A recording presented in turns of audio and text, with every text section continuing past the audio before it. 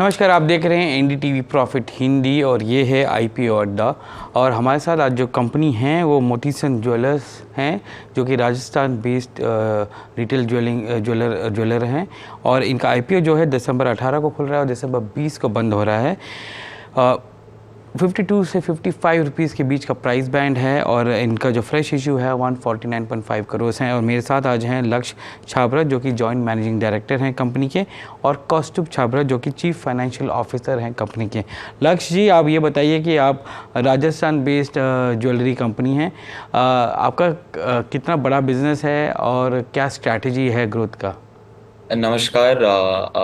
नमस्कार हमें बुलाने के लिए। आपका जो सवाल है कि हमारा बिजनेस कितना है। सो मैं नंबर से चालू करूँगा कि हमने जो लास्ट ईयर का रेवेन्यू था हमारा था 366 करोड़ का। एंड हम अभी ऑपरेट कर रहे हैं 4 स्टोर से। And one is our traditional store which is in Johari Bazaar, and one is in एक है हमारा Tonk road which is a high street, and the other one is in Vaishali Nagar which is a south west of Jaipur. So हम सब जगह cater कर रहे हैं जयपुर के। एंड एज फार एज जहाँ तक नंबर की बात आती है, हमारा जो प्रॉफिट मार्जिन है वो भी बहुत अच्छे उस पे है compare to our peers which is off जो कि 6% पे है। हम्म, ये बताइए कि आपका जो आपने जो बोला कि FY23 का रेवेन्यू था 366 करोड़ था, और अगर मैं H1 का रेवेन्यू देखूं आज आपका FY24 का, वो 86.7 करोड़ हैं। तो क्या यहाँ पर आपका बिजनेस क्या काफ़ी सीजनैलिटी आती है कि जो सेकेंड हाफ का जो रेवेन्यू होता है वो बहुत ज़्यादा होगा, या ये इसी फॉर्मेट में जाएगा? क्योंकि मैं इसको एनुलाइज करूँगा तो लगभग 270 करोड़ के आसपास का रेवेन्यू आता है, जो कि FY23 से काफ़ी कम है। तो आप मुझे बताएंगे कि आपका बिजनेस साइकिल कैसा है, जहाँ कब से कौन से क्वार्टर्स में सबसे ज़्यादा रेवेन्यू आप लोग बुक करते हैं? जी जी। जैसे हमारा क्वार्टर, हम जो हमारे प्रोडक्ट्स हैं वो हम सारी सीजनैलिटी के लिए रखते हैं। पर जो मेन हमारा बिजनेस है विच इज़ जो बिजनेस आता है वो आता है Q3 और Q4 में हमारे सबसे ज़्यादा। बिकॉज शादी का टाइम, ब्राइडल टाइम उस टाइम पे ज़्यादा रहता है, सीजनैलिटी ज़्यादा रहती है, फेस्टिवल ज़्यादा रहते हैं उस टाइम पे। अक्षय तृतीया रहती है, भाई दूज रहती है, धनतेरस रहती है, काफ़ी सारे फेस्टिवल होते हैं इस टाइम पे। तो हमारी जो सेल है वो कंपेरेटिवली Q1 और Q2 से ज़्यादा Q3 और 4 में रहती है। तो अगर आप दो हाफ में ब्रेकअप करेंगे तो कितनी कितना प्रतिशत सेल जो है आपका सेकंड हाफ में होता है और कितना फर्स्ट हाफ में होता है? अ, अगर नंबर के साथ चलेंगे तो 30% और 70% मान के चलिए आप। 30% हमारा रहता है Q1-2 में और 70% रहता है हमारा Q3-4 में। ये बताइए कि आपके 4 स्टोर हैं जयपुर में।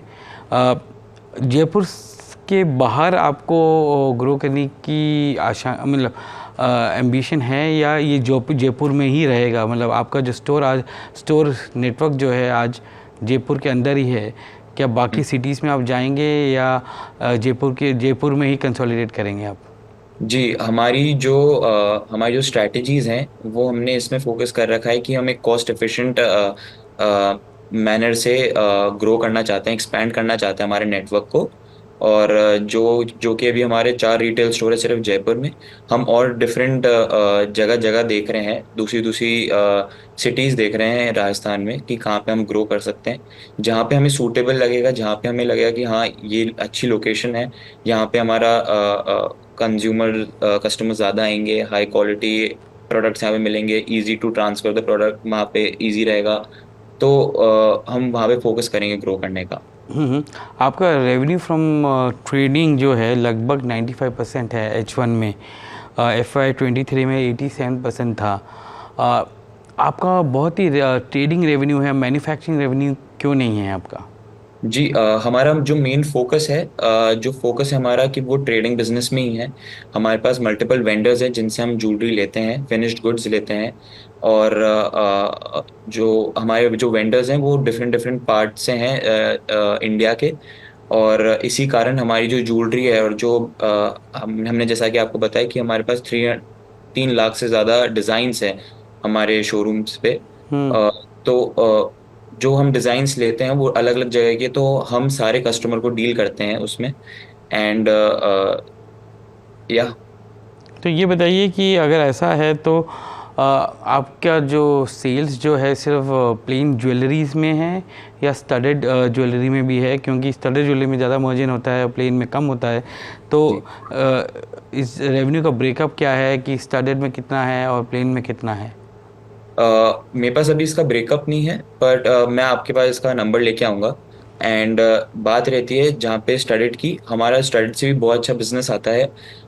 एज हम ब्राइडल में ज़्यादा फोकस कर रहे हैं अभी, और जो हमारा इन फ्यूचर जो टारगेट है कि हम मॉडर्न डिज़ाइंस और इनोवेटिव डिज़ाइंस भी इनकॉर्पोरेट करना चाहते हैं, ताकि जो वर्किंग क्लास विमेन है हम उनको भी टारगेट करें, क्योंकि सबको आज लाइट वेट ज्वेलरी चाहिए।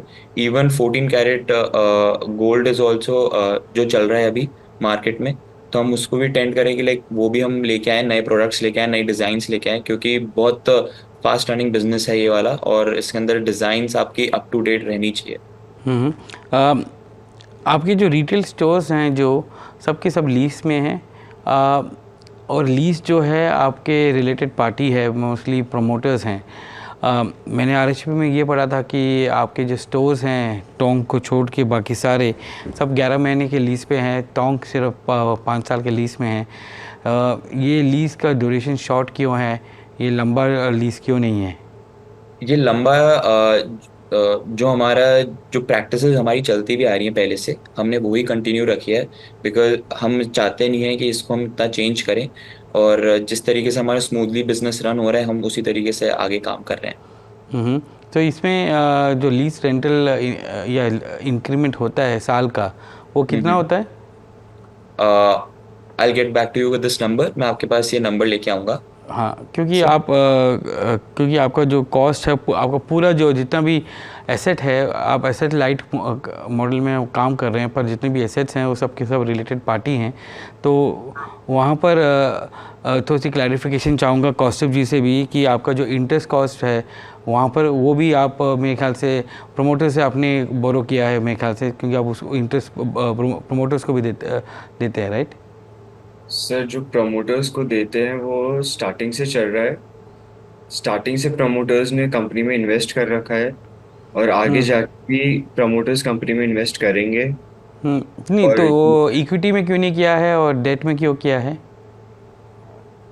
सर जो स्टार्टिंग में हुआ था उस तरीके से कंटिन्यू किया था, हम्म। तो उस टाइम से अपन ने फिर चेंज नहीं किया। जैसे चल रहा था वह वैसे अपन ने चलाया। लेकिन अब जब अपन पब्लिक हो रहे हैं तो फिर हमने चीज़ें चेंज करी है। और उसके बाद से जैसे हम लोग जो रेस करना चाहते हैं, तो पहले तो कमर्शियल बैंक्स को ज़ीरो करना चाहते हैं कि कमर्शियल बैंक ज़ीरो हो जाएंगे, जिससे अपने प्रॉफिटेबिलिटी बहुत अच्छा इफेक्ट आएगा, शेयर होल्डर्स को प्रॉफिट होगा। हम्म। तो ये मुझे बताइए कि प्रोमोटर्स का कितना लोन है आपके, आपने कितना लोन लिया हुआ है प्रमोटर एंटिटी से? सर प्रमोटर से अराउंड 100 CR के आसपास का है। हाँ, और वो आप रीपे करने का कोई टाइमलाइन है आपका? नहीं सर, उसकी कोई टाइमलाइन नहीं है। वो अभी हमने उस पर अभी फोकस नहीं करा, ना हमने कहीं पे इसको मेंशन किया है। हम हम्म। जो रेस कर रहे हैं वो सिर्फ अभी कमर्शियल बैंक के लिए रेस कर रहे हैं हम्म। कि कमर्शियल बैंक को हम ज़ीरो करेंगे। प्रमोटर्स का फंड कंपनी में है और वो हमेशा कंपनी में रहेगा। हम्म। तो ये बिकॉज बताइए कि दो सवाल है कि 149 करोड़ आप रेस कर रहे हैं। पहला सवाल ये है कि ये आप टर्म लोन्स को पे करने के लिए कर रहे हैं 58 करोड़, और 71 जो है वर्किंग कैपिटल के लिए है। आपकी ग्रोथ के लिए आप कैपिटल रेज नहीं कर रहे हैं, वो क्यों नहीं कर रहे हैं आप? और आपके ऑपरेशन से कितना कैश फ्लो आता है कि आप अपनी ग्रोथ को मैनेज कर पाएँ? नहीं सर, जो वर्किंग कैपिटल के लिए हम लोग रेस कर रहे हैं 71 भी, वो ग्रोथ के लिए ही है। तो उसके लिए तो वो वर्किंग कैपिटल तो आप बेसिकली गोल्ड या सिल्वर को खरीदने में करेंगे, राइट? जिसको कहते हैं आप ट्रेडिंग स्टॉक के लिए करेंगे आप। सर आ, आज आज मैं अपनी इन्वेंट्री इंक्रीज करता हूँ तो इसका मतलब मैं अपनी आगे ग्रोथ कर रहा हूँ। आज मेरे पास 3 लाख से ज्यादा डिजाइन है, मेरी वर्किंग कैपिटल इंक्रीज होती है, मैं ज्यादा बाय बैक करता हूँ तो मेरे को मैं अपनी डिजाइन इंक्रीज करूंगा, और डिजाइन इंक्रीज करता हूँ तो मेरी इन्वेंट्री बढ़ती है और उससे मेरी आगे ग्रोथ होती है। और जैसे जैसे हम लोग और आगे देख रहे हैं, सब कर रहे हैं, और जहाँ पे हमको अपॉर्चुनिटी मिलती है हम वहाँ पे आगे भी बढ़ेंगे। लक्ष्य, आप ग्रो कर रहे हैं with increasing the inventory, but ये बताइए कि आपका एसेट लाइट मॉडल है जहाँ पर कस्टमर आपके रिटेल स्टोर में आता है, वो डिज़ाइन चेक करता है और उसका फिर मैन्युफैक्चरिंग होता है, और मैन्युफैक्चरिंग के बाद वो आप उनको कस्टमर को सप्लाई करते हैं। तो उसमें तो इन्वेंट्री तो इतना होना नहीं चाहिए, बिकॉज इसमें आप पर आपका इन्वेंट्री डेज अगर देखें तो 360 के आसपास हैं इन्वेंट्री डेज। तो वो इतना इन्वेंट्री क्यों कैरी कर रहे हैं अगर एसेट लाइट मॉडल है तो आपका? जी, जैसे कि आपने बताया, जो हमारे कस्टमाइजेशन वाले ऑर्डर्स आते हैं, तो हमने हमारे जो आरएचपी में भी इसमें डिस्क्राइब कर रखा है, रॉ मटेरियल्स हमारा वेरी वेरी मिनिमम पे है। एंड जो कि आपका क्वेश्चन है इन्वेंट्री से रिलेटेड, कि we are a very high inventory business, and जो हमारे इन्वेंट्री टर्नओवर डे है which is also very high right now, और उसके लिए हम प्लानिंग कर रहे हैं कि हम इसको कैसे रिड्यूस करें डे बाय डे। एंड हमारे आने वाली प्रैक्टिसेस भी यही है कि जो हमारे इन्वेंट्री डेज है which is of 364 days in 2023, हम इसको रिड्यूस करेंगे टू 300। आपका मैन्युफैक्चरिंग फैसिलिटीज़ जो 2 हैं, आप वहाँ पर भी अब अपना इंक्रीज़ करने की कोशिश करेंगे आप आउटपुट वहाँ से? जो हमारा मैन्युफैक्चरिंग बिजनेस है वो उसको हम इतना इंक्रीज नहीं करेंगे, क्योंकि हमारा मेन फोकस है वो ज्वेलरी ट्रेडिंग का है। We are we are we are focusing more on retail than manufacturing, because we know कि हमारी ग्रोथ हम कहाँ से आगे देख सकते हैं, तो हम रिटेल में हम ज़्यादा फोकस कर रहे हैं अभी। लक्ष्य और कौस्तुभ, आज एनडीटीवी प्रॉफिट हिंदी से बात करने के लिए धन्यवाद। आपका आईपीओ जो है दिसंबर 18 को खुल रहा है और दिसंबर 20 को बंद हो रहा है। 52 to 55 रुपीज़ पर शेयर है। फ्रेश इशू 149 करोड़ का है और मार्केट वैल्यू जो आपकी आती है और upper end of the price band पे 390 करोड़ का है। धन्यवाद आज एनडीटीवी प्रॉफिट में आने के लिए और आईपीओ में बात करने के लिए। Thank you so much. बहुत बहुत धन्यवाद। धन्यवाद।